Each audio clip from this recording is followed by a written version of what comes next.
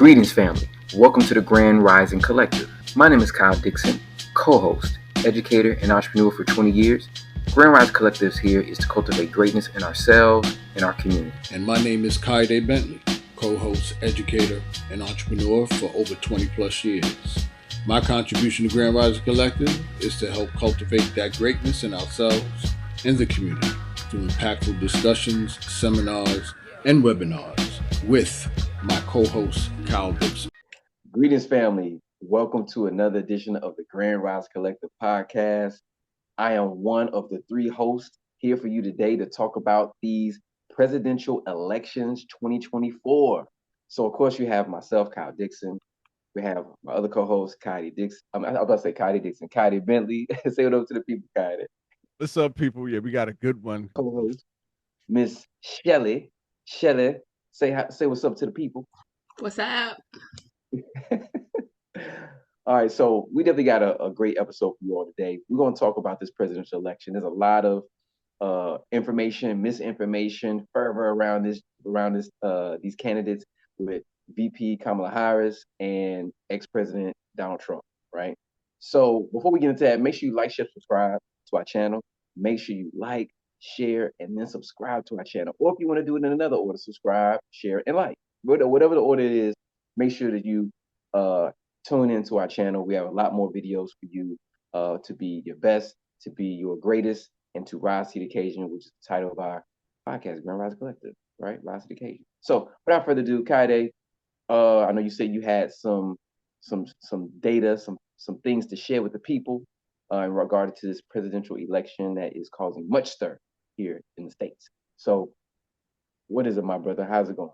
Got you. So yeah, so one of the things I want to bring up, and I know y'all have some take on it, is as I'm printing this out.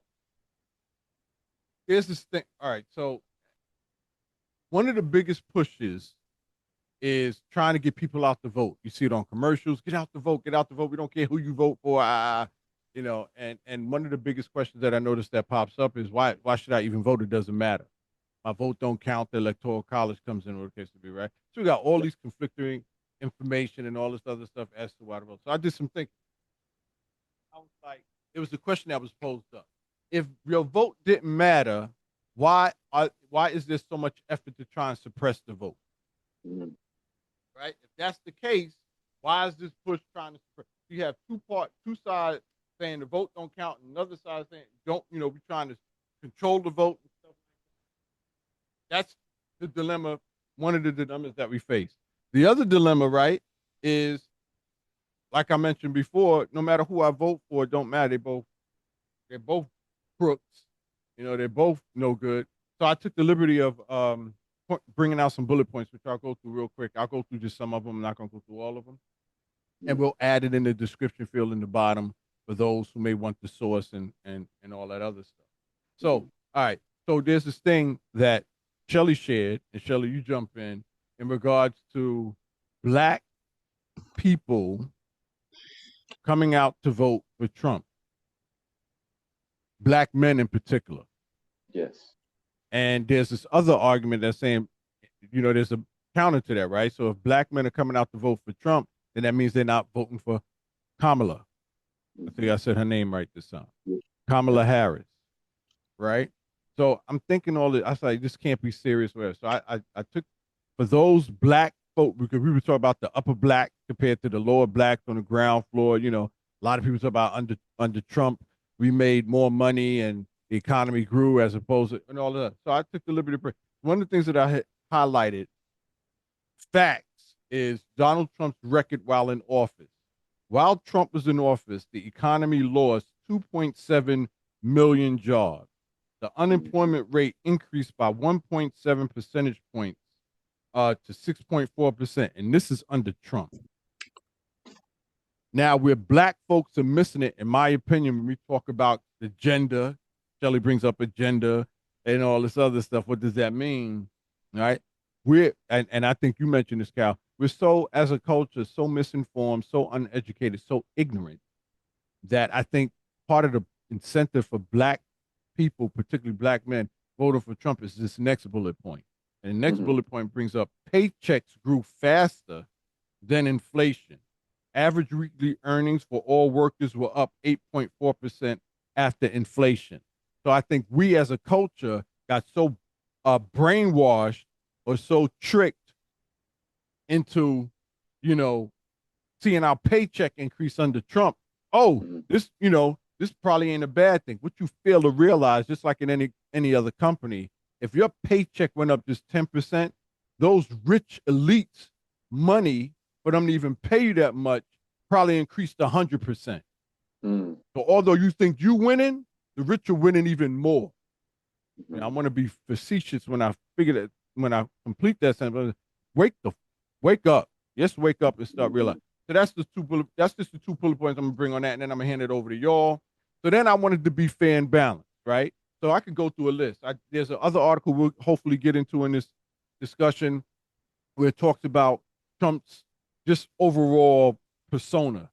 And we kind of touched on it already in regards to the Central Park Five and us thinking that he was for black. That's bullshit. There's a list of things we could go down. Matter of fact, just recently in the news, he didn't say this, but he didn't necessarily disagree with it, where they said Puerto Ricans are some garbage thing on an island of garbage Puerto Ricans or something like that. So now the Puerto Ricans are saying, okay, we're going to take out the garbage come November 5th, right? We're going to take out the garbage. So you know what I'm saying? Just that this is ignorance, Anyway, keep it fair and balanced. I'm going to bring up 2 points from Kamala Harris's. Her criminal justice reform. As she served as the California Attorney General, Harris introduced programs aimed at reducing recidivism, including the Back on Track initiative, which provided job training and other support for nonviolent offenders. However, she also faced criticism for policies that appeared tough on crime, including resisting efforts to end the death penalty and keeping low-level offenders in jail to maintain prison labor. Part of those low-level offenders was the weed that she got raked over the coals for as well. When the weed was this big thing, she was like not giving any leverage, any benefits. And then later on, it shows that she smoked weed herself and laughed about it. While yes, she's putting people behind bars for smoking weed. And then the other thing I want to bring up real quick, and then I'm gonna hand it over to y'all: consumer protection. Harris was known for her work protecting homeowners during the foreclosure crisis. She secured a $20 billion settlement for California homeowners by negotiating with big banks over foreclosure abuses, providing relief for many facing financial distress. So, those are just 2 bullet points. I'm sure there's plus and minuses on both sides, advantages, disadvantages on both sides. But for the sake of starting this discussion on the presidential discussion that we have, I just wanted to bring out some facts that will support our perspective or opinions in this matter that we will add in the description field that our viewers can check out for themselves as we approach this election, day coming up in the next few days. There's my take, my try to be brief take on it, Cal. No, indeed, Kayode. No, I like that take, brother. Thank you for laying those things out on both sides. And these are things that, again, we've just been discussing behind the scenes. People been discussing in their homes, on the street, in barbershops, in salons, shoot, at the water cooler, as they say. You know what I mean? Like, these are all comments that we've talked about, even online, that some people are misconstruing or not getting the full facts and data on who said what, who did this, who didn't do this.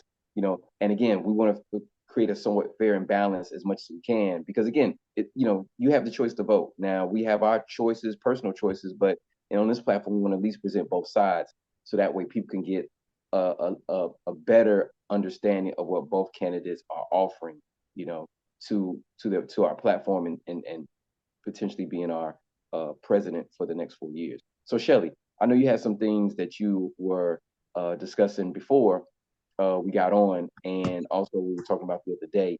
But I know you have some like resources for people to tap into, and just some perspectives on like the people who are voting for Trump or voting for Kamala potentially.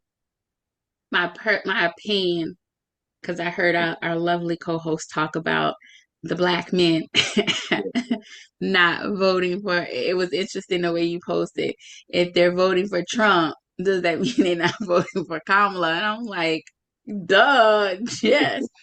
But it's interesting because after you asked that question, I was sitting here thinking like that's a duh, but it's not, because you do have some who are opting out to vote. right? So you're right. If they're not voting for Trump, that doesn't necessarily mean that they're voting for her. It Mm, just means that for some, they opted not to vote at all, thinking that, and I think some people recognize that they vote matters, and that's how they're making their statement that they don't like the way that the government is operating by mhm, holding the vote. It's very similar to holding the dollar, right? If I don't spend it, you crippled, you hurt. If I don't vote, that party gets crippled and hurt. The rationale to it makes sense in theory, Mhm. but in reality, it does not. Because I Mm. think it's up to us as a people. And when I say a people, I'm not talking about a particular race. I'm talking about people as American citizens who have the right to vote, to hold our elected officials accountable.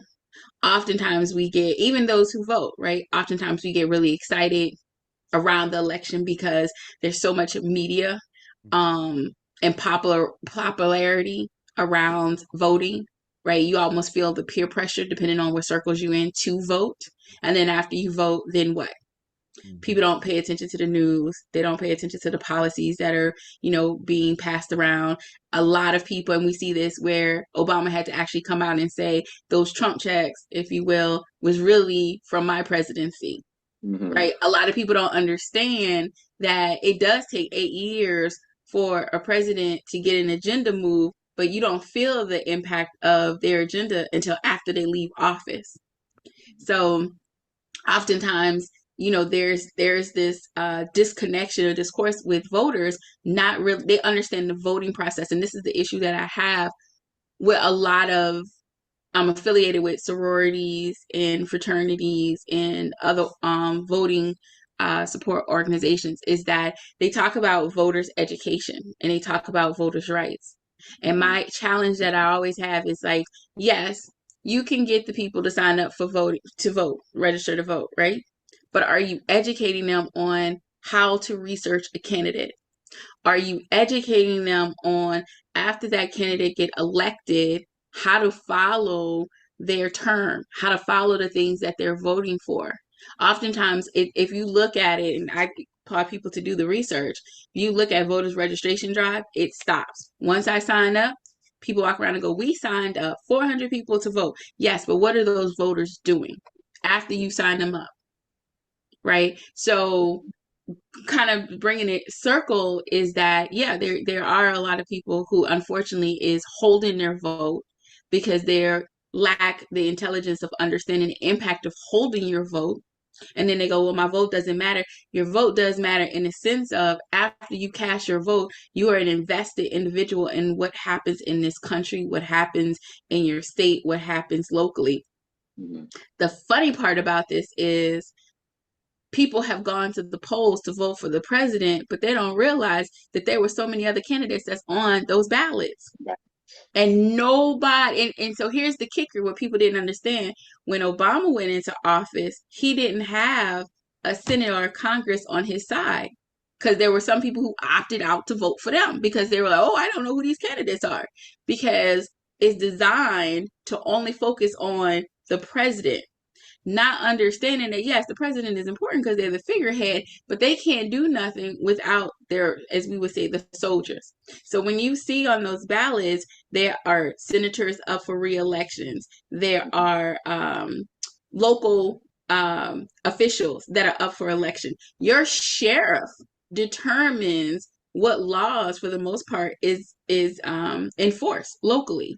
There was a tax law that was being asked on the Georgia, a tax increase that was being asked on the Georgia ballot for homeowners, and a lot of people didn't realize that that tax increase was going to hit the middle class and give an out to individuals who are rich who owns a boat. You're gonna have to look it up Yeah, I heard because that. I'm I trying to heard make a about point, it. I heard right, about right? it. yeah, But a lot of people were not informed, because what we're talking about, even on this podcast, we're talking about Kamala and Trump. But there are so many other people who will impact their president on either side, right? Trump get in, but if he has a full Democratic Senate and House, there's very little that he will be able to do. why he was able to do some of the things that he was able to do is that when people voted for him the last time, they also voted for those who knew about the ballot for the Republicans. And I know voters who like, I just vote for people because they say they're Republican. They don't know nothing about them. Mm-hmm. Right? So my charge is to what Kayode said was, yeah, you have black men who are voting for Trump because they're misinformed and maybe their principles align with that individual in terms of government, because you have a lot of people, I've heard a lot of people say, well, I don't agree with his personal views, but I agree with his policies. Your policies oftentimes are reflective of your personal preferences. Right? You're going to lean that way. You're going to lean in that way. I lean when I vote. I'm not rich, so I'm not voting for anything that's dealing with giving more money to the rich, because that's my preference. Even though I'm climbing to that space right now, I'm leaning towards what my lifestyle states. So it's unfortunate. So it's 3 points. It's unfortunate that you have individuals who are not voting, period. Like, at the end of the day, just vote, because it's what I tell people, it's your stock option in the country. If you care, it's your stock option, because, regardless of what the majority rule, at least you can say, I participated in the process. The second thing is that, when you're voting, educate yourself on who's on the ballot, not just the president and just stop, but educate yourself, like, who's on the ballot, and understanding what their preferences is, how they voted previously, some of the things that they've said. Number 3, understanding what the power of the balance of power. That's where I'm going. So understanding the balance of power, understanding that your local election is actually slightly more important than your national election. So also do your due diligence when you're going to the poll to understand what's happening locally. Like, we got all these individuals that's in Georgia, and like, Georgia's carrying the election. Yes, but also you have, believe it or not, you have some people who will vote for Kamala, but then they'll vote for a Republican in a local election, or they'll vote for someone who, because there's a lot of nonpartisan elections, right? Like city council, those are nonpartisan. But because these individuals have come out and said, oh, in some way, shape, or form, I'm a Republican, even though these are nonpartisan, they will vote all Republican down the rest of the ticket, if they vote at all, because they're like, oh, I don't even know who these people are. And I've been in polls where I've had people say, I pick people based off of their names. So if it's not the party, it's the names. They sound this. They sound like this. That name could mean this. Oh, my friend said they know that person, so I'm gonna vote. But I tell people all the time, understand the power, the balance of power, and understand what is happening locally, what they're pushing locally, because ultimately, like with the whole abortion ban, and then I'm gonna get off my high horse. While it was passed federal, every state is determining how they want to handle it, which is a little bit of what Trump is trying to do: take out the national government and let states handle things locally, which is in some spaces is good and in some spaces is bad, right? We're looking at what's happening, the debacle of education. In some spaces, they're abandoning books, and in other spaces, they're trying to increase books, which means it's going to be an off balance of who is educated and who is not. And that's a whole nother soapbox, because then I'll get into, they said that, education was designed to create workers and create owners. And those workers are in school systems that have less education resources than those who become owners. But at the end of the day, my point being is those 3 points. Vote, educate yourself to vote, understand the power of, the balance of power, and then also pay attention to after the election. Don't just say, okay, my candidate got in and they're going to take care of me. No, you have to pay attention to after the election to understand how to vote in the next election. Ooh, Shelly, dropping gems. Y'all dropping gems on here today. Yes, like everything you said. It's like the political literacy, the political education that we don't really get, because we're bombarded by what's new, what's popular. Like they said, the election comes around every 4 years, and it's just like this big brouhaha of, and excitement and urgency. You need to do it now. You need to do it now. And I think a lot of us, we're just tired of that. Those people who've seen it over and over again, those of us getting up in ages, in our 30s, 40s, even 50s, we've seen this already. We've seen it over and over and over again. Like you said, Shelly, local elections. I think we don't even have connection and enough information on our local officials, our local elected officials who are having more impact on our lives than this presidency. Like you said, the presidency has effect because it affects, it's federal, it's national, right? But those local elections and those officials, we need to know who they are. We need to take the time to learn who they are and how they're affecting our lives, our daily lives, our, like you said, the rights, reproductive rights, our Kayode, you mentioned again the stimulus check with financial economics, and also like you touched on it also Kayode, criminal justice. But Shelly, you're making great points. Like you'll vote for Democratic if you vote right on the presidential side, and then on the local side, you do all Republican. Now again, you all's choice is you all's choice. But we're just saying that we all need to be more politically active and aware of who we're putting the ballot in for. Like really just take the time. My thing is, family, and again, y'all can chime in at the bottom, please. Like, share, subscribe. We were saying again, this is all our opinion and what we've researched, but we're always open to other facts. So what I've noticed is as well is that you'll have people who will say, well, like you said, Shelly, you mentioned it, Democrats, Democrats all the way. And it's like, do you know at least one policy that they're trying to pass? Well, no, I just know that that's what people are saying.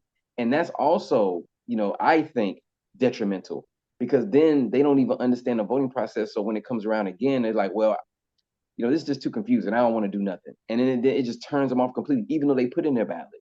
And I don't think people are talking about that enough as well, added on to what you're saying, Shelly and Kayode. So, Kayode, going back to you, man, like, Yeah. what do you see as far as like, we're black men, we have Shelly's a black woman, but like, as for the brothers, really, really briefly, what do we see like with the brothers is going on with this election, man? Like, it seems like more brothers are willing to vote, but we don't want to be corralled, and I don't think people understand that. Like, we don't go for the show, the showbiz, the showmanship, the shiny lights.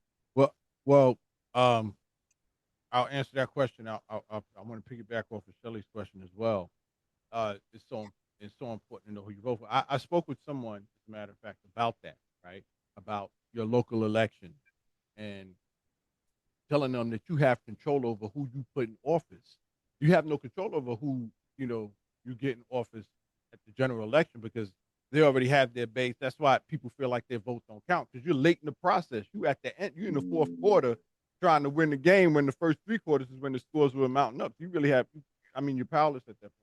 So they brought up, yeah, but okay, really, like if I vote for someone in my local election, 9 times out of 10, they don't even want to run for presidency, right? So I'm looking at this person who got the values that I'm looking for with that. They don't want to move any further than their assembly position. They don't want to move or go any higher than their council seat.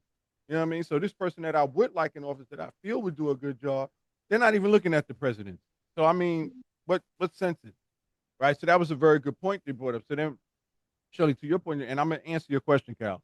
The point that you brought up is then that comes into finding the person who does want to get to that level of presidency, or do, like you said, do your research and then get your support behind that person. So at least you have somebody who wants to get to that point, and then you can be more effective that way. Now, to answer your question, Cal, I think we have two types, particularly black men. Mm-hmm. We talk about that demographic. I think we have two types of black men, and this has been in existence. I'm gonna try and be real quick and brief, and this has been existent from what we shared, Cal, what you shared with me, in regards to the W.E.B. Du Bois, right? Mm-hmm. Back in the day, that division that we had amongst us as a culture, but in particularly black men, when you had W.E.B. Du Bois and you had Marcus Garvey. Right. And Marcus Garvey, if I'm not mistaken, or if it was W.E.B. Du Bois, was mad or jealous at Marcus Garvey because Marcus Garvey didn't have the educational background that W.E.B. Du Bois had.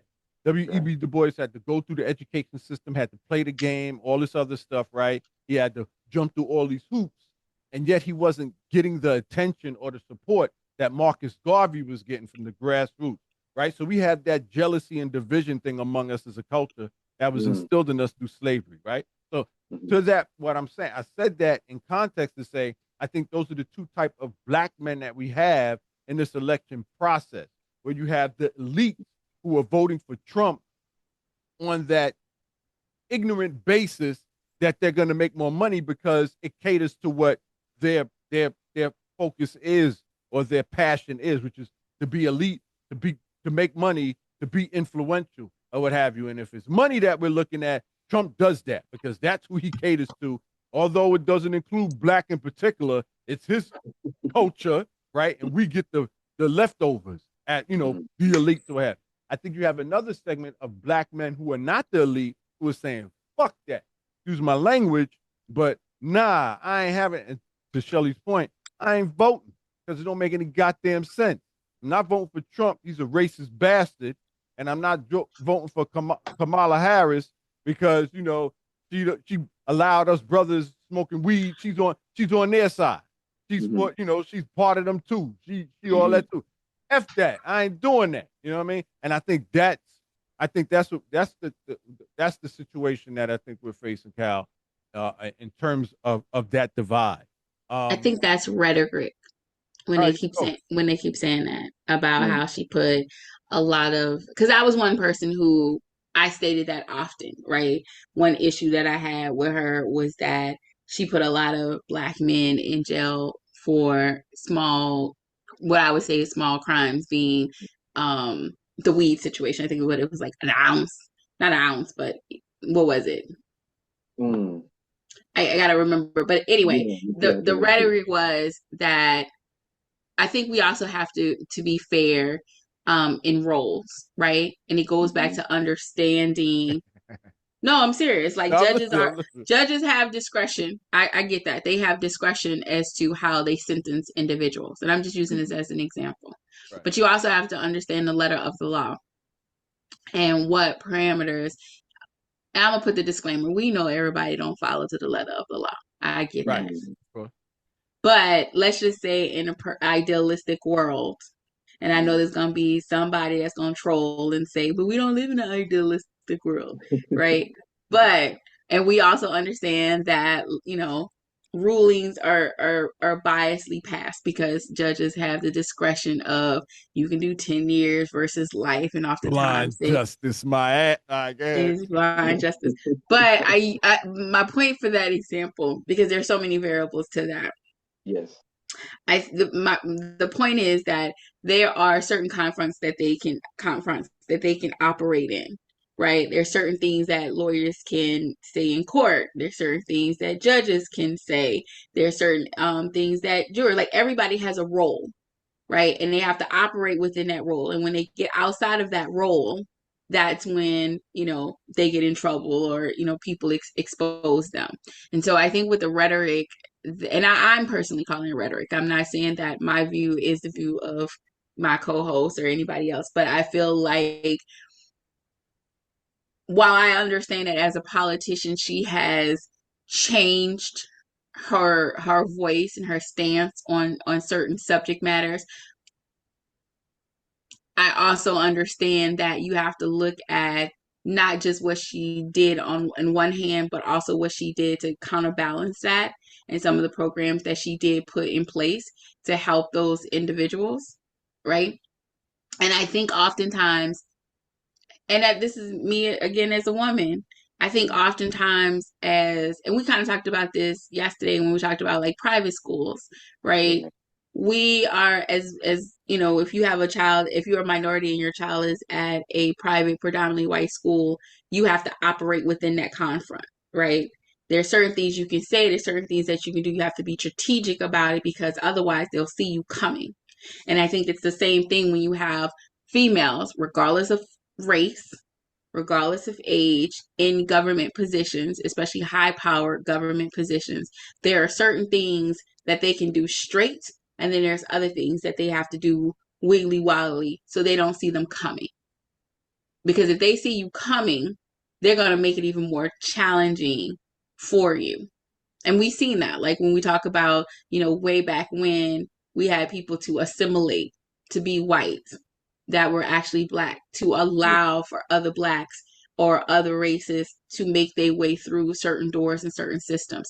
So What's not that, happening? so I, exactly. So not that I lose it, what I'm saying, and I'm not excusing what I'm saying is that, yeah, she put some people in prison or sent them to jail, but not at the same rates and the same level as some of her white counterparts, right? So we if we're gonna compare, if we're gonna talk about her record, let's compare her record to some of our other counterparts, right? And And I have then some numbers on that too, Shelly. right, and then let's look at the programs that she did put in place to counteract what she was charged to do, right? So sometimes you have to be incognito in what it is that you do. So it might be like, I would have to send your ass to jail, Kyle, but on the back end, I'm gonna make sure that while you in jail, using it as an example, I'm gonna make sure on the back end, while you in jail, you get an education. I'm gonna make sure that when you come out, that you have a job, that you have housing. So while the system is set up against you on the front end, I'm trying to work on the back end to make sure that the system don't continue to hold you back. Right. So I think we have to look at the whole thing. So I think, when people say, well, she put all these people, but what about the other stuff that she did? And then I also have people tell me, her views have changed. Well, yeah, think about it. If I'm running for office in this little city, this little town called Batusha, I'm just making it up. My views is going to be for the people of that city. But then if I decide, you know what, I want to run for Atlanta, my views might change a little bit to appeal to the greater market. And as I continue to get bigger on a platform, I have to begin to appeal to the vast majority of the people who have to vote for me to get me in. So, of course, my views might change a little bit. It's based on the stage that I'm standing on, because it's based on the individuals have to vote for me to get to hold the position. So in Bathsheba, they might not really care about, you know, education in books. They might be like, we don't want our kids to have books. So I might run on the fact that, you know what, our kids don't need books. They need tablets. Right. And then I get to Atlanta, and Atlanta people are like, wait a minute, I got 500 more people. And they're like, we want our kids to have books and we want them to have tablets. Okay. Well, I agree with that. Because now I'm charged with more people. Right. Mm-hmm. I changed, but I didn't change. I still believe in the ideology of education and educating our kids. But how we do it might change because my stage is a little bit bigger and I have more people to service than when I was in my little town. Now I'm in the Southeast region. I have 4 states. How do I appeal to 4 different states that have 4 different needs? So I need to think strategically of how do I compromise to appeal to the masses in order to get in to then individualize what each of my states that I'm running for, or that I want to serve, really needs. So yes, my viewpoint in this matter might change slightly, where it's like, not only do I want to do tablets, I want to do books, but I also want to do notebooks. Mm-hmm. Right? So everybody is getting what it is that they need. I didn't change. I just now having to adjust my message to be more appealing to the larger audience, because I surely can't run for, a regional office if I say I'm still doing small town things. Mm-hmm. So, and I think that's what people keep missing, is that she was running for a local office, then she ran for a state office. Now she's running for a president. She can't do what she did in a small town on a national stage because there's a lot more people who are impacted. No, I get that, and I agree. Yeah. You're and Cal and interject, but I just wanted to touch on that point. So I agree. Like, depending on what area you're running in, you got to adjust. I got that. I think the challenge is historically referenced is that what has happened is, and we can't deny it, the government, unfortunately, to a large extent, is corrupt. We got to, come on, just call it what it is. It's people. It's corrupt, right? I wouldn't say it's corrupt. I would say it's people. Well, who make up the government? The people. So the people. Well, I'm just saying, because I operated in government, right? And I got friends who are in government. So I'm being very mindful of understanding. Of course, all police ain't right? bad. It's just the bad ones. All right, I get it. All the police say it's just the bad ones. Okay, right now. And also Kayode. Okay. us defining, like giving our listeners like corruption, like, what I'm saying, because I feel you. I feel what Shelly's saying, but she made some really good points, and I feel where you're coming from too, because yeah, that is a reality. People, even if we have to define corruption first, for our listeners from where we're coming from, but also there have been instances historically where our governments have been corrupt and have not served us as people, Black folks in this country. Well, you know what? That's I'm my helping Allie do her social studies, sixth grade social studies, right? Mhm. And they were talking right now. We're talking about the Roman Empire, Yeah. and they were talking about how they were taking these individuals from Irish and Africa, and they were bringing them over. Some who assimilated, who embraced the Roman culture, were identified as Romans, right? While others was cast into slavery. This has been going on since the man of time, right? It will be gone, and it will still occur unless you almost have no government. And at that point, you won't have any what they say is order. What I'm saying, Kayode, is that corruption has always occurred. It's a humanistic trait. okay. It is, and I know people are gonna be like, "What the fuck?" I'm sounding like the white girl So, off because of Fox News. my comeback to that is okay. So just say Martin Luther King bought into. Come on, Martin. It's always been this way. We've always sat on the back of the bus. We've always been subjugated. Why are you fighting for? It ain't gonna ever change. Because I'm that's what not you're saying telling I'm me. not saying change can't occur, but you have to remember it's a cause and effect, right? So when you get one change, and we see it all the time, we ask for desegregation, right? Mhm. Follow Yes, me. And my mom used to say we wanted equal education facilities, right, right? We got it. Our stuff looks a hot mess now. right. And that's my point. It's a cause and effect. We ask for we ask for our kids to be allowed into integration, right? We Under ask for, with the understanding that we were going to get the same level and type of education. Not and that look, and now you have older people saying the thing that hurt Black people the most was was integration. integration. But Because Yeah. now we got our Black kids, and I just had this conversation. I got my Black child in these schools, right? all right, And I'm still fighting for equal treatment, okay, as opposed to no, I'm gonna let you talk. As opposed to her going to a well-equipped, predominantly Black school, got right? yeah. Mhm. So So I'm just saying, like, there's a cause and effect. I don't want you to lose your thought. I'm just saying that there is a cause and effect to everything that we ask for. You get some, you lose some, you make yeah, adjustments, give and take. and I get it. yeah, it's a give and take, right? Yeah, So yeah, I get it. yeah, we got on the bus. We got to sit on the bus. Now, the bus system is trash in a lot of spaces. They're unsafe, Yeah. right? So then you say, okay, let's police it. Cool. But we're gonna give you subpar people because we don't have enough people to police it. And because we're gonna give you subpar people, we're not gonna pay attention to their issues with PTSD. And now you got these individuals who are not from these communities suffering with PTS, killing our people. But we asked for patrol. All right, Right, right. And let me interject on that really quick because we all bring up some great points, good Shelly. And I just want to let the listeners know we also did have our own bus company, by the way, right?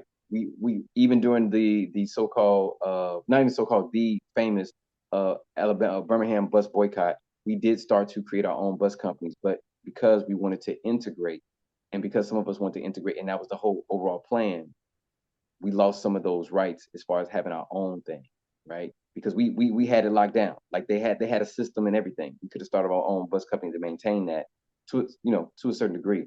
So I just want to let people know that we always have been entrepreneurial. We've always been thinking about how can we help our community, help our people, even amidst of integration and having access to resources that our white counterparts had by privy of color. So I just want to interject. thank you, Cal.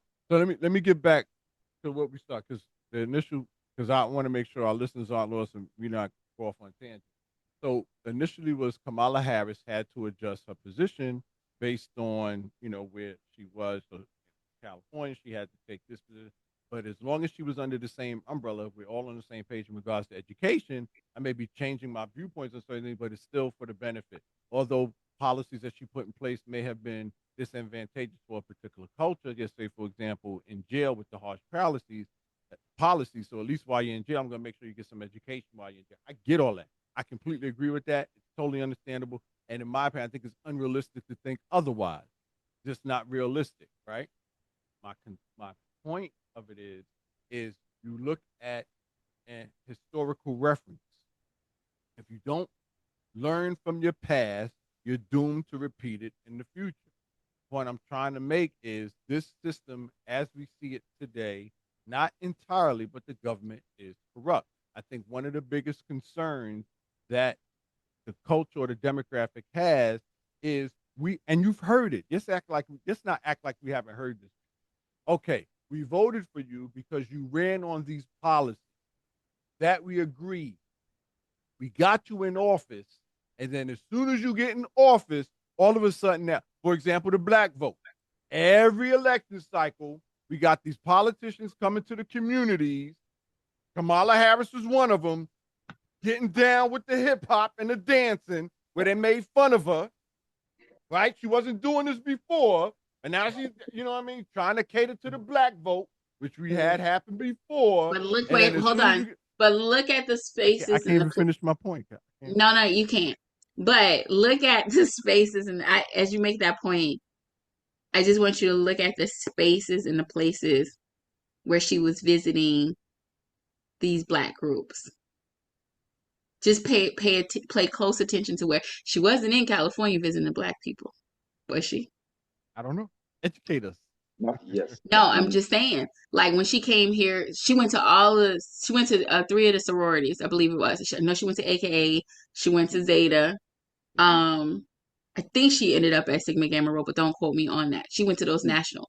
But like when she went to the 100 Black Men, it was where? Atlanta. 100 Black Men has chapters everywhere. Yes. Right? So look at her tour stops of where she was visiting. She went to HBCUs. Mm-hmm. Where's most HBCUs are located? In the southern region. In the South. Yeah. So I didn't want to stop you from your point. But just as you were saying it, you're absolutely right. People did notice it, but what people didn't know is that it was strategically placed in the spaces that she went, because who's the vote that she needs to obtain? What, the black vote, maybe? Black male voters. Black male vote. Okay. So look at the spaces, because think about it. Where she was in Michigan, the organizations that she visited in Michigan look very different than the organizations that she visited when she was down here in Georgia. Okay. Right. So I'm not saying your point is wrong. Right. Oh, I think they polarize those opportunities. They do. I think they polarize her shucking and shaking in the South. Right. But they don't show what she's doing in opposite in the North or the Midwest. All right. So let me say this before I go any further. Let me say this. I am not. I don't want to give off the impression that I'm picking on Kamala. Don't think that you are. Okay. So I want to make sure that I don't like using the term devil's advocate, but I'm really trying to get because my job is to get youth particularly to think, right? To get out of that programmed mind and just regurgitating that crap. I want us to think critically, right? So this is why I'm bringing this up. So so you talked about look at where she went to get the black vote, the black male vote, right? This is why I say corruption. You're starting to sound like a Trump supporter. This is why I say this. Let me say, I do not support Trump in any way, shape, or form. I'm just saying. I'm putting that on the record. Do not do that, because that is nowhere close. I don't trust none of them, and this is what I'm trying to say. I don't trust none of them. All right, so I want the machine. Yes, come on, y'all. We act like we don't know. We know it's a machine. This is a machine. The political campaign is a machine, and they're operating on a template that's going to get them to the destination, which is the office, right? And they're going to do these polls, and they're going to do these researches, and they're going to do all this. Well, this is the best way we can do to get the most vote in this area so we can get the electoral and get it. So going back to Kamala, I want to make sure we stay on tangent in regards to policies and back in the policy stuff. So this is what I'm talking about, hypocrisy, right? You have this woman, Kamala, right, talking about trying to get the black vote and then wondering why she's not getting the black vote, wondering why, a segment is going for Trump. Because I do recall a few months ago, she had in her campaign, the Democrat, or maybe you can help clear this up for me, Shelley. She had the support of Megan Thee Stallion. Oh, Megan Thee Stallion. Cal, you still here? You look for you look. I'm still here, man. I'm still here. It was a whole big support. Megan Thee Stallion supporting Kamala Harris, right? Right? We talk about the black male vote. Come on. Oh, I'm gonna do a Dave Chappelle now, Cal. I'm gonna start to connect the dots. Maybe I shouldn't be connecting these dots, but I'm just connecting things starting to look strange. I don't know. Shelly look like she's getting distant. I don't know. Connected. No, connected. I want to hear where you're going with this. All right, here I'm going. Here's where I'm going. She got the support of Megan Thee Stallion, to which she accepted the support of Megan Thee Stallion. Full open arm. Correct me if I'm wrong. Now it's coming out. We got Megan Thee Stallion, who a few years ago was a part of Tory Lanez in court, going to jail, talking about he shot her in the foot. And she was crying, talking about, she felt threatened by Tory Lanez. Oh, look at the video. The video went out, Cal. The video went out. Oh, keep talking. The video went out. All right, so let me make this work real quick because I want to hear Shelly's take on this, right? Or the artist, producer, I guess, right? Right. So no, I'm just talking about a machine. I'm not trying to disparage Kamala Harris. I applaud her in her efforts and her accomplishments, and I think we need more black representation. Not that this is a black against white. I can't emphasize that enough, but I'm pro-black. I think we as a culture, again, Shelly's gonna come at us with the culture. What does culture mean? I'm talking about we as people in this country who look a certain complexion are unjustly biased against. We are racially biased, consciously or consciously. And I don't think that's fair.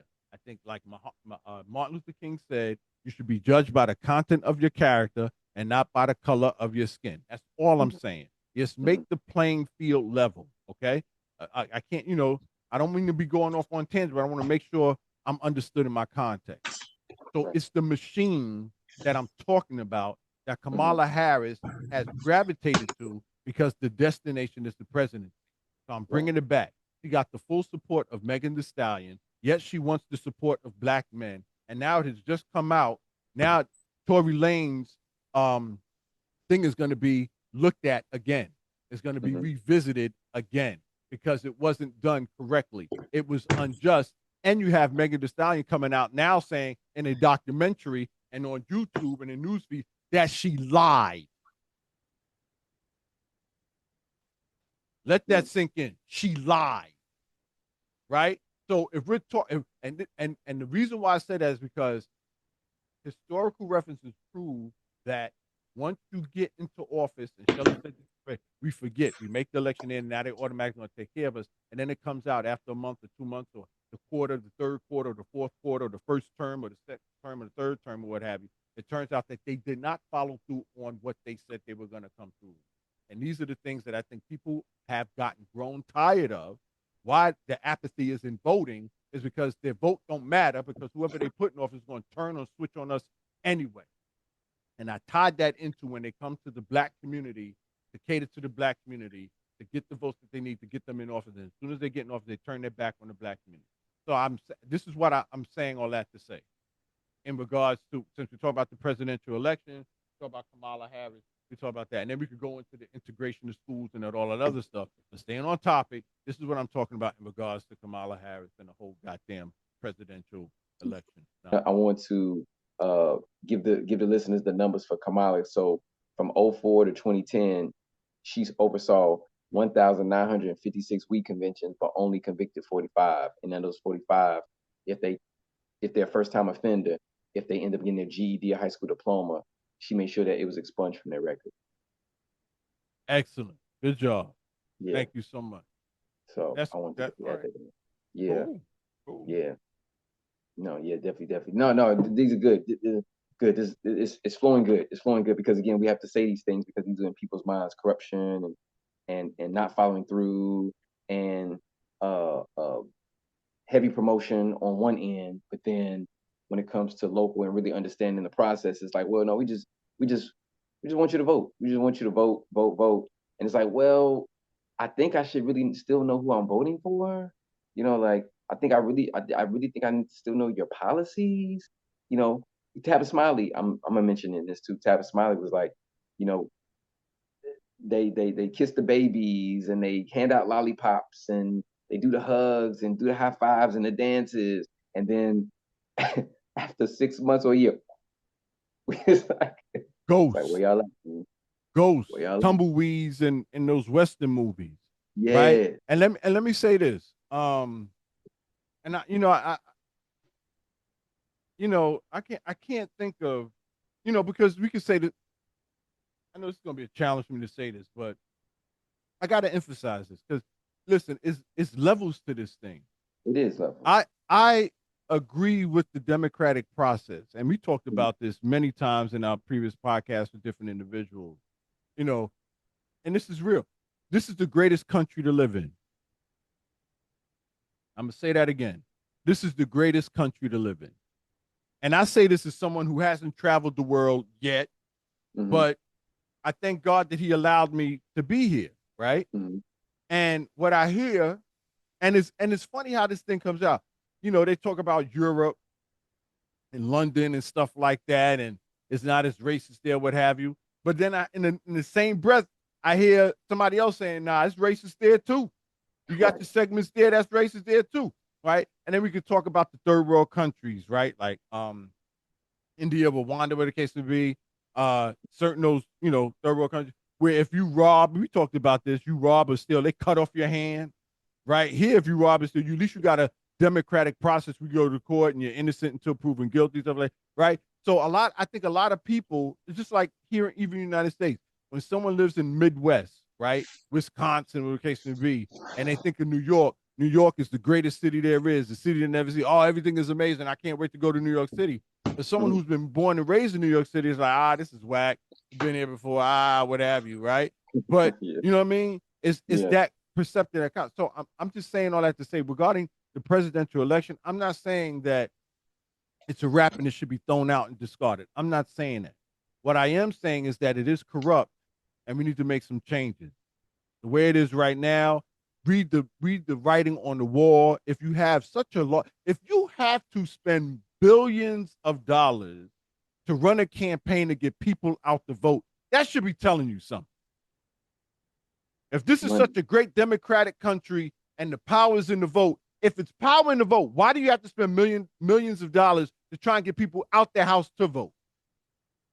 And then those who do come out their house to vote, they're met at the polling stations with racist policies, such as the history in this country. Oh, you got to pass this test. You got to pass that test just to vote. Yeah, Oh, fantastic. you got to vote around this time, that time. Oh, there's these long. Oh, you know what I'm saying? I mean, come on. Come Yeah, on. Right? yeah, So I know yeah. that's like real deep in depth. Let's bring it back to Trump. Like now we have to break. Shelly's gonna want to talk about Trump. Make sure to add this. I mean, like I said, you cut this in. Like that's real. No problem, right? So we got the Trump and the Did not Kamala Shelly have, was. and this is no disparagement of it. But if we're gonna have this podcast, just give information out to our community to put out the real. We hear you, right? We just address not the candidates. I mean, in addition to addressing the candidates who are running for office and their policies and whether we should vote for this person or not, let's also address where that apathy is coming from, why there's such a large segment of people who don't want to vote. Right, right, And just right. start educating them on that so that way we can change this process and admit the fucking government is corrupt. And that's why a lot of people they're not stupid. People, sometimes I wonder, you know, I gotta admit, We all do. Trust. right? But to a large extent, there's a big part of people who are not stupid. Right. They've seen something happen over and over again to realize this is a waste of fucking time. Something's got to change. I'm not wasting my time. I'd rather not have a voice and suffer. That says something a lot right there. I'd rather not have a voice in the policies and in good than than to vote for these corrupt people in. That says a lot. You giving up your power to vote and your right because that's your choice, right? You choose not to vote when you have that has to be addressed. That's it. And let me address why I said to talk about. Are we cutting back on now? Yeah, we're back. We're back. We're back. Why I said Trump, because we spend a lot of time talking about Kamala, right? And I want and we're racist. Right. And before we go to Trump, I want to say some numbers too, Shelley, really quick, and for the family too. Remember that we wanted more blacks integrated, and they said, okay, but you got to look a certain way to get integrated. Yeah. We're talking about colorism. That's not what they said, though. That's not what they said. Colorism is real, you know, and there's deeper, you know, it's like they say deeper than rap. It's deeper than electoral politics because everything is politics. But I want to mention this, right? I want to mention this what Shelley stated in regard to and Kayode, you all talked about just a while ago. So the numbers with Kamala, with the convictions, the weed conviction, the marijuana conviction, 1,000 from 2004 to 2010, she oversaw 1,956 marijuana convictions. Now, only 45 of those individuals apparently were charged, right? But in the charges, if they were a first-time offender, if they got their GED, if they got their high school diploma, that was expunged from their record, right? Thank you. Yes. That's good. Thank you. Right. And this is San Francisco, San Francisco DA, right? San Francisco, right? So. And that's my point when I was making earlier, Kyle, was like, sometimes we got to play the game, but there are things that are being done on the back end, right? Because sometimes you got to assimilate yourself into a certain system in order to change it from within. Question. Assimilating yourself to a certain system, does that include compromising your integrity, morality, and character? Good point. I think it depends on how you define a person's morale or character. No, I'm being serious, because what I might deem is immoral, you might not. Okay. Is that not true? I'm saying. All right. So let's go there. Child trafficking, is that, hey, I don't feel child trafficking is, I don't think that's against my morality. Let me make a disclaimer, because I don't know how AI is going to chop this sucker up, and I don't want it to be like Shelley believes in child trafficking, right? But there are individuals that are in this world who do not find child trafficking to be a deplorable operation, right? They feel like if these kids are already cast out, nobody wants them, I can make a profit off of it. In fact, they don't even look at these kids. And think about it, you have people who traffic kids who have kids. Right. Children, yeah. Right? So that moral compass is always skewed. Now, the vast majority of us would know or believe that child trafficking is wrong. But there are a subgroup of individuals who's like, I don't see what the problem is. Well, okay. Like you have individuals who are in Trump camp who finds nothing wrong with discriminatory behaviors within our government. Shelley, I got that. As far as exceptions to the rule, there's always going to be a segment that I'm saying crazy. It depends on how that person defines their moral compass. You asked me, you said, does it mean altering generally speaking, I get it, but some people don't think generally. You got me on this show because I don't always think generally. Go ahead, Shelley. Go ahead. So I'm just saying. Gotcha. So you got to. The question was, does that mean game? Play the game, right? That's what you're saying. You got to play the game. Okay. And I'll push back on that. Sometimes I think we shouldn't play the game. I think we should create our own. Like within that. As you say, there's a game within the game, right? There is a game within the game. My respectfully pushback. So how about this? We should play in it again. How about this? To affect change, maybe we need to stop going according to that playing the game. Maybe we need to buck the system. How about that? Maybe we need. You do have individuals who buck the system. His name is Donald Trump. Maybe. Is he not bucking the system? I'll go with that. Okay. So you have. I'm gonna go with that. All right. So maybe everything he has done is bucking the system. All right, how from about this? even how he used his presidency, buck the system. Okay. It implores me to be upset because he is bucking the system. He has changed. He has fundamentally changed even the voters' landscape and how individuals vote. I got you. So here's a term right here. It's called success, right? There's good success and there's bad success. There's bucking the system. There's bucking the system in a positive way, and there's bucking the system in a negative way. I think we know said that his way is not positive. We're trying to buck the system in a positive way, not Who in a said negative that way. his way is not positive? I don't think bucking the system, talking about grab him by the PUSSY, is a good way to buck the system. He bucked the system so well he became president. I don't think making fun of he bucked the system so well that he is a convicted felon and he is on the presidential ticket. He has bucked the system so well that he has us paying for his national security as taxpayers. I am every time I pay taxes, I am paying for that man private security, regardless if he goes back into office or not. Guess what? Because he was the president of the United States of America for the rest of his life and his children's life, they are going to reap the benefit of national security on their side. And who pays for that? Us. Right. And out of our taxes. So when my point is, he bucked the system, he was successful. He was very successful in terms of definition. You said there's bad success and there's good success. Well, guess what he said? I am an ignorant individual who did not serve in the war. I'm an ignorant individual who did not really go to college. My college degree was paid for, and I too can be president of the United States. He has said fundamentally to all of our ignorant bastards that you can be the ruler of the free world if you can find the stage and get a lot of people to rally behind you. So now we got Lil Wee Wee TT. They down up in the hood saying, I'm gonna run for president. And he for a long time the joke was Trump. No, I mean, it's the truth. For a long time they were thanks to Obama run for president. Thanks to Obama, they got that idea in their head. Not Trump. No. I will disagree with you. And how you gonna disagree with me on that? I'm about to tell you why.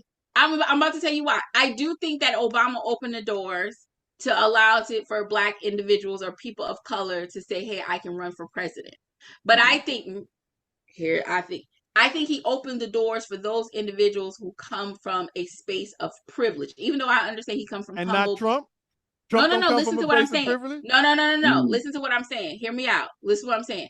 I think that because Obama is and his family is very sophisticated, I think the individuals that was very appealing to him, and I mean that became appealing to the idea of going into government, were young people who came from a place of status to some degree, or a place of like middle class families who worked hard, who sent their kids off to great colleges. I think it was a construct of an individual that was like, you know what, I guess I could do this, right? Trump opened the floodgates for individuals who come from any walk of life. Really? When you can have, no, I'm serious. I feel like Trump said, you don't need to have an education. You can drop out at the 8th grade, barely can read, barely can write, barely can speak, have no knowledge of what this country was built on, and you too can run for president. I feel at least if your dad gave you a trust fund of millions of dollars. No, because you have individuals who follow this foolery, who is running for who's running for local government. Who are white? I think I'm sick, but I'm not classifying in race. What I'm saying is Trump.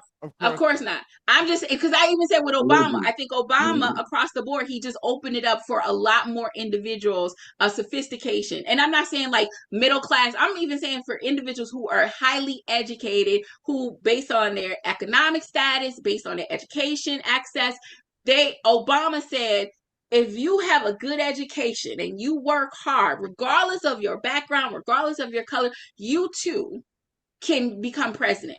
What Trump is saying is you don't need a good education. If your father is rich and he can afford to give you a trust fund and you can buy a fucking Trump thing in Atlantic City. Been the government, period. When you look at the government, I'm just saying because of who most of the Trump followers are. White trash. No, no, no, no, no, no. Let's be real. Allegedly. No, no, no. Again, they're polarizing his base. They're polarizing. But I was at a convention in DC. True, this is true. I was at a convention in DC. At the same hotel was a Trump convention. If you was to see the number of black individuals that was there, you would have thought we were at an HBCU gathering, No doubt. right? You know In who addition to the next day, there were some other individuals of other ethnicities, not white, that was also there. My point being is the media wants you to think that the majority of his base really? are white individual. But trust me, he got Really? a whole lot of us, sisters and brothers, I'm following him, along with some Asians, along with some Hispanics. And if you do So a it's poll, not majority white trash individuals that's coming out the trailer park that's following Trump. We got some ignorant people who did not complete the 5th or the 8th grade, and even if they did, they still miss the subject matter of English, social studies, science. I do not give you that. I'll tell you this. Tell me what it is. Again, based on my perspective, it is. It's based on that social media, because you need to go to a Trump rally so you can see. And I wasn't even at the Trump rally, and we were so surprised. They thought I was there for HBCU conference, and they thought that these ignorant black people that was there was with us. Hold on. Let me tell you how, and this is what infuriates me, because on top of that, no, don't turn your back, because on top of that, what really made us upset is that you had a group of black individuals surround one of our conference goers and was calling her all kind of names. Yeah. Of course. And these are black individuals who were like, we here to support Trump, and you this and you that, and blah, blah, blah, blah, blah. I get it. So it is the media that wants you to polarize. It is the media to a large degree that is trying to create division amongst our country to make it seem like Kamala is the black candidate and Trump is the white candidate. And it's not. It's economics. Okay, let me respond. It's civil rights. It's not a black or a white thing. So we need to get out of the rhetoric of saying it is a white thing versus a black thing. Race is race. Right now, it's a civil rights liberty issue that is at hand, that is at threat of our civil liberties. I'm gonna respond, and I'm done. Thank you so much. Because we got it. Here it is.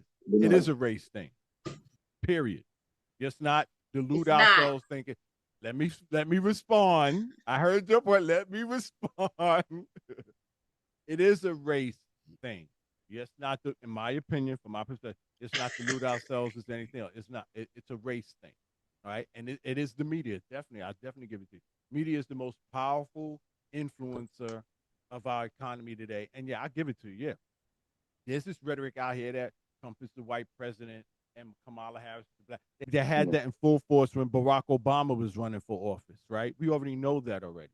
But don't delude yourself into thinking it's anything other than race, because it is. And the reason why I say that is because, yeah, even though the media is out there doing their thing, and I'll give it to you, right? You got a lot of black people out there at a Trump rally and Trump supporters there. And I'll say this, those black people, if they weren't the upper echelon and the elite, they're not. If they weren't the upper echelon, but they were not. I'll say a segment of that was included was just not forget this. I got to watch my mouth.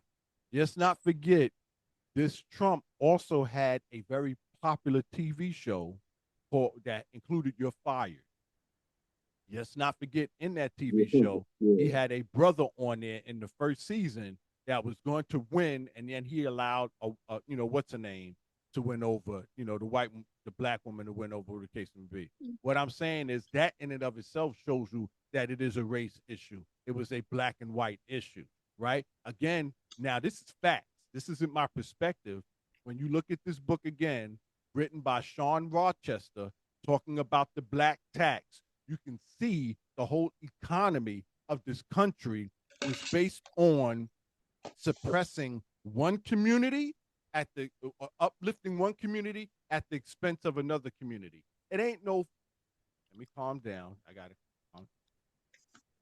It is when you break it down, you cannot escape the fact that it comes down to a black and white issue. I don't care how you try and spin it. There are people in power who are not going to give up for nothing. They're going to keep the status quo the way it is. So when we talk about Trump and we talk about getting back to your rally where you saw the black people on there, I'm going to give it to you that they weren't all upper echelon. But those who weren't all echelon that were supporting black had to do with an influence of the media as well from his TV show. The other thing I want to give, also want to say in regards to Trump, you got to give some people some kind of credit. Trump did not pull himself up by his bootstraps. He is not the spokesperson for a black person struggling in Harlem or in the ghetto. He's not that person. He got to where he was because his dad was a part of that whole. Let me calm down again because I'm passionately pissing me off. His dad was a part of the atrocities that helped him, make money in the masses' wealth, or whatever the case may be. So Trump never knew what it was like to be at this level of struggle. Never. And nobody's saying that. But I'm saying in terms of these people, his rhetoric talking about it ain't a black and white issue, and he struggled and he represents the struggling and working class, couldn't be any further from the truth.